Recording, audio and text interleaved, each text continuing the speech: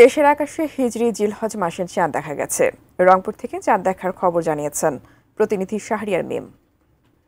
রংপুরের আকাশে জিলহজ মাসে চাঁদ দেখা গিয়েছে, অর্থাৎ আগামী 7ই জুন পবিত্র ঈদুল আজহা অনুষ্ঠিত হবে।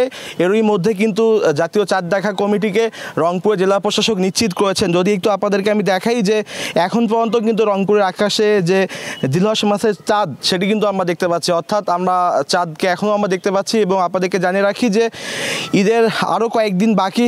এরই মধ্যে কিন্তু নগরীতে যে গরুর হাট সেটিও কিন্তু বসে গিয়েছে। এছাড়াও কিন্তু এখন থেকে যে কেনাকাটা বাজার সেটিও কিন্তু সরগরম পরিস্থিতি হবে, এমনটাই কিন্তু আমরা মনে করছি।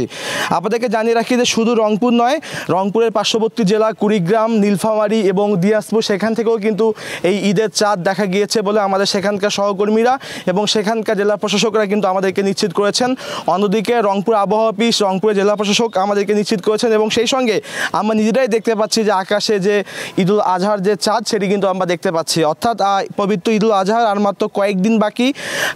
যদি আপনাদেরকে জানিয়ে রাখি আগামীকাল থেকে কিন্তু জিলহজ মাসের যে দিনক্ষণ গণনা শুরু হবে, অর্থাৎ 7ই জুন পবিত্র ঈদুল আজহা অনুষ্ঠিত হবে। তো সব কিছু মিলে রংপুর থেকে এই ছিল আমার কাছে চাঁদ দেখার সর্বশেষ খবর।